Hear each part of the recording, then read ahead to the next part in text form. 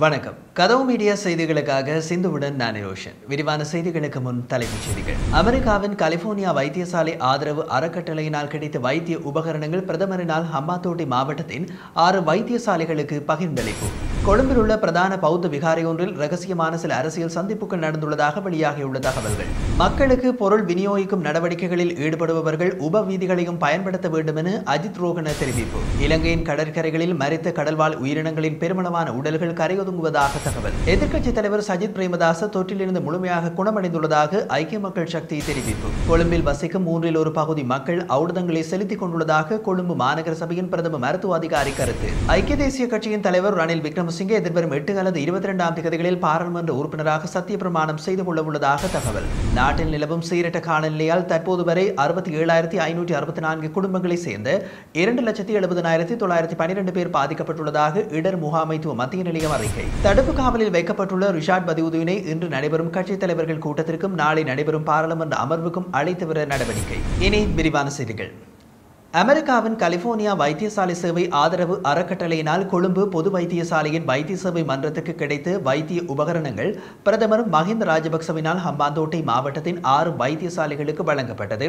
ருகுணகரளிய அமைப்பின் வேண்டுகோளுக்கு அமைய கிடைத்த இந்த வைத்திய உபகரணங்கள் தங்காலை புராணகுடா வனாச விகாரையில் வைத்து கையளிக்கப்பட்டுள்ளன.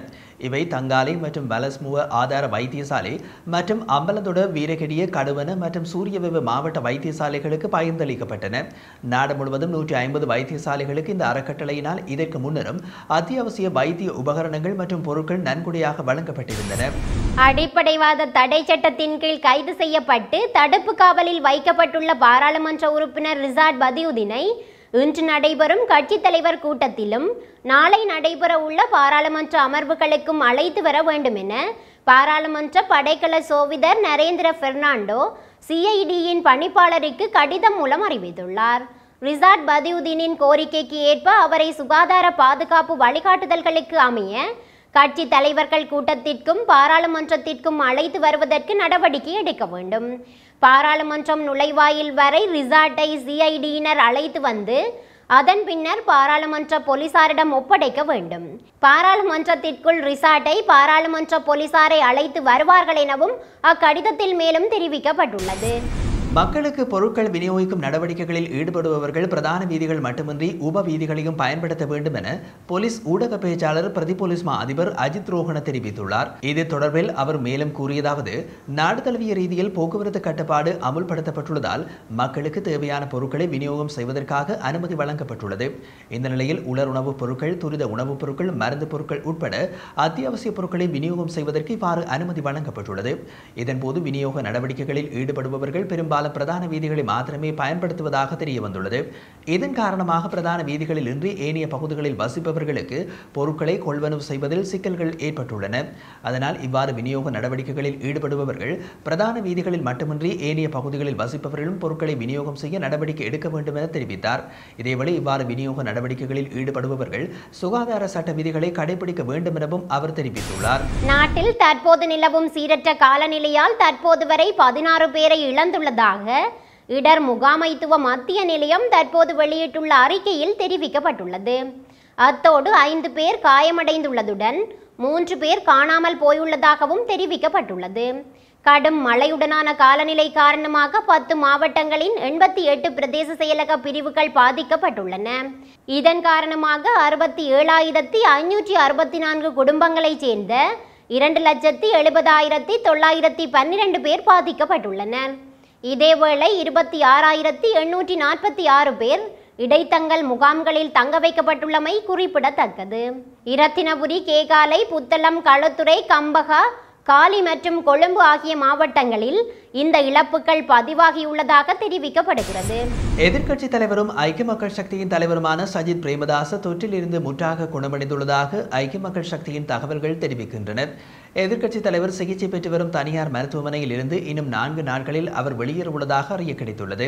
தொற்று காரணமாக சஜித் பிரேமதாசவும் அவரது மனைவியும் சிகிச்சைக்காக கொழும்பில் உள்ள தனியார் மருத்துவமனையில் அனுமதிக்கப்பட்டனர். சஜித் பிரேமதாசவுக்கு நோய் தொற்றிய போதிலும் அவருக்கு பாரதூரமான நோய் அறிகுறிகள் தென்படவில்லை. இந்த நிலையில் வழமை போல் அரசியல் நடவடிக்கைகளை ஆரம்பிக்க சஜித் பிரேமதாச தயாராகி வருகின்றார். மிக விரைவில் ஐக்கிய மக்கள் சக்தியின் நாடாளுமன்ற குழுவை கூட்டுமாறு அவர் ஆலோசனை வழங்கியுள்ளதாகவும் தகவல்கள் தெரிவிக்கின்றன. இந்தியாவின் முதலாம் ஔடதம் பெற்றவர்களுக்கு இயலுமான வரையில் இரண்டாம் கட்டமாகவும் அதையே வழங்க வேண்டும் என அரச மருத்துவ அதிகாரிகள் சங்கத்தின் மத்திய குழு ஊடக குழு உறுப்பினரான வைத்திய நிபுணர் வாசன் ரட்னசிங்கம் தெரிவித்துள்ளார். இந்தியாவின் இரண்டாம் கட்ட ஔடதம் கிடைக்காவிட்டால் அதையொத்த விளைவுகளை காண்பிக்கும் ஔடதத்தை பயன்படுத்த முடியும் எனவும் கூறப்பட்டது. ஆனாலும் இன்னமும் அது முழுமையாக உறுதிப்படுத்தப்படவில்லை. அது மாத்திரமன்றி முதலாம் கட்டமாக ஒரு ஔடதத்தையும் இரண்டாம் கட்டமாக புரிதொரு ஔடதத்தையும் பயன்படுத்துவதால் தொற்றிலிருந்து முழுமையான பாதுகாப்பை பெற முடியுமா என்ற சந்தேகமும் காணப்படுகிறது. எனவே இயலுமான வரையில் முதலாம் கட்டமாக இந்திய ஔடதத்தை பெற்றுக்கொண்டவர்களுக்கு இரண்டாம் கட்டமாகவும் அதையே வழங்க வேண்டும் என்பதே எமது கோரிக்கையாகும். ஏனெனில் அமெரிக்கா, பிரித்தானியா, தென்கொரியா ஆகிய நாடுகள் வசம் இந்திய ஔடதம் உள்ளது.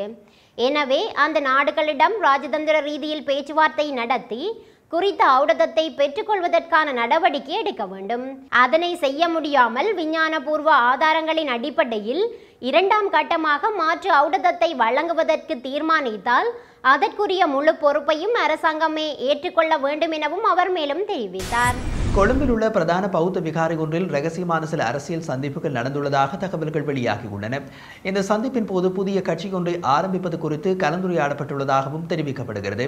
இது தொடர்பில் மேலும் தெரிய வருகையில் ஆளும் கட்சியின் நாடாளுமன்ற உறுப்பினர் ஒருவர் மற்றும் முன்னாள் அமைச்சர் ஒருவர் தலைமையில் இந்த சந்திப்பு நடந்துள்ளது. பிரபலமான சில பௌத்த பிக்குகளின் ஒத்துழைப்பும் இதற்கு கிடைத்துள்ளன. அந்த பிக்குகளில் கடந்த ஜனாதிபதி தேர்தலில் தற்போதைய அரசாங்கத்தை ஆட்சிக்கு கொண்டுவர பாடுபட்ட பிரபலமான 2 பிக்குகளும் உள்ளார்கள். அத்துடன் எதிர்க்கட்சிக்கு ஆதரவு வழங்கி வரும் 2 பிக்குமாரும் இந்த சந்திப்பில் கலந்து கொண்டுள்ளனர். அடுத்த தேர்தலை இலக்க வைத்து புதிய அரசியல் கட்சியை ஆரம்பிக்க வேண்டும் என்பது இவர்களின் நோக்கமாக இருந்து வருகிறது. இந்த ரகசிய சந்திப்பில் கலந்து கொண்டு ஆளும் கட்சியின் நாடாளுமன்ற உறுப்பினர் தான் எதிர்பார்த்த உயர் பதவி கிடைக்காததால் அதிருப்தி அடைந்துள்ளார். அத்துடன் அவர் இதற்கு முன்னர் பல கட்சிகளிலும் அங்கம் வகித்துள்ளார். மேலும் இந்த சந்திப்பில் கலந்து கொண்ட முன்னாள் அமைச்சர் நல்லாட்சி அரசாங்கத்தில் முக்கிய பதவி வகித்தவர் என்பதோடு கொழும்பு மாவட்டத்தை பிரதிநிதித்துவம் செய்பவர் என்றும் தகவல்கள் கசிந்துள்ளன. கொழும்பில் வசிக்கும் 1/3 பகுதி மக்கள் ஔடதத்தை செலுத்திக் கொண்டுள்ளதாக கொழும்பு மாநகர சபையின் பிரதம மருத்துவ அதிகாரி ருவான் விஜயமுனி தெரிவித்துள்ளார். கொழும்பில் நடைபெற்ற ஊடகவியலாளர் மாநாட்டிலேயே அவர் இந்த தகவலை தெரிவித்துள்ளார். கொழும்பில் 30 வயதிற்கும் மேற்பட்டவர்களில் 45% ஔடதத்தை செலுத்தியுள்ளனர். அத்துடன் சீன ஔடதத்தின் முதல் டோஸ் வழங்கப்பட்டவர்களுக்கு அவர்களது கையடக்க தொலைபேசிகளுக்கு குறுஞ்செய்தி மூலம் 2வது டோஸ் பெறும் திகதி மற்றும் நேரம் உள்ளிட்ட அனைத்து விவரங்களும் அனுப்பப்படும்.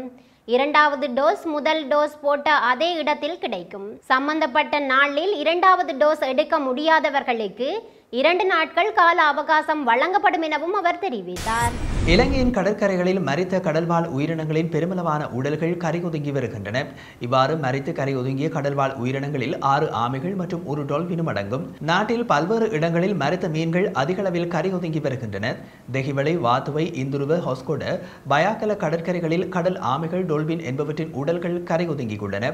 அதேபோல் சில கடல் ஆமைகள் ஆபத்தான நிலையிலும் கரையொதுங்கியுள்ளன. எக்ஸ்பிரஸ் பேர்ல் கப்பலின் அனர்த்தம் ஏற்பட்ட பின்னரும் அதற்கு முன்னரும் இவ்வாறு கடல்வாழ் உயிரினங்களின் வெற்றுக்குடல்கள் கரையொதுங்கியதை காண முடிந்தது. இவ்வாறு கரையொதுங்கிய பல உயிரினங்களின் வாய் மற்றும் வயிற்றில் பொலித்தீன்கள், துகள்கள் காணப்பட்டதாக தெரிய வருகின்றது. ஐக்கிய தேசிய கட்சியின் தலைவர் ரணில் விக்ரமசிங்கே எதிர்வரும் 8 அல்லது 22ஆம் திகதிகளில் பாராளுமன்ற உறுப்பினராக சத்திய பிரமாணம் செய்து கொள்வார் என தெரிய வருகிறது. ஐக்கிய தேசிய கட்சிக்கு கடந்த பாராளுமன்ற தேர்தலில் கிடைத்த ஒரே ஒரு தேசிய பட்டியல் இடத்திற்கு அக்கட்சியின் தலைவர் ரணில் விக்ரமசிங்கவை நியமிக்க முடிவு செய்யப்பட்டது. அத்துடன் பாராளுமன்றம் வருவதற்கு ரணில் முடிவு செய்ய காரணம் வெளியில் இருந்து கொண்டு அவர் நகர்த்திய அரசியல் காய்களின் பிரதிபலன் என அரசியல் வட்டாரங்களில் பேசப்படுகிறது. குறிப்பாக தற்போதைய எதிர்க்கட்சியான ஐக்கிய மக்கள் சக்திக்குள் காணப்படும் சிறு சிறு பிளவுகளை தனக்கு சாதகமாக பயன்படுத்தி கொண்டு அதன் மூலம் எதிர்க்கட்சி தலைவர் பதவியை பிடிப்பது ரணில் விக்ரமசிங்கவின் புதிய அரசியல் விளையாட்டு என கூறப்படுகிறது.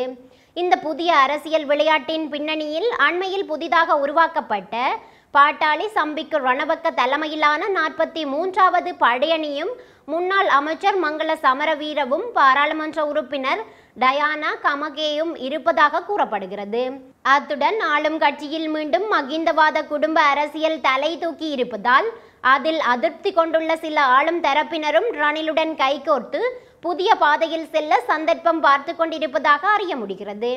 மேலும் எதிர்க்கட்சி தலைவரது சில செயற்பாடுகளில் அதிருப்தி கொண்டுள்ள பாராளுமன்ற உறுப்பினர்களையும் தன் பக்கம் ஈர்த்து புதிய அரசியல் பயணம் ஒன்றை மேற்கொள்ள ரணில் விக்ரமசிங்க தீர்மானித்துள்ளதால் இலங்கை அரசியலில் எதிர்வரும் நாட்களில் எது வேண்டுமானாலும் நடக்கலாம் என்றே கருதப்படுகிறது.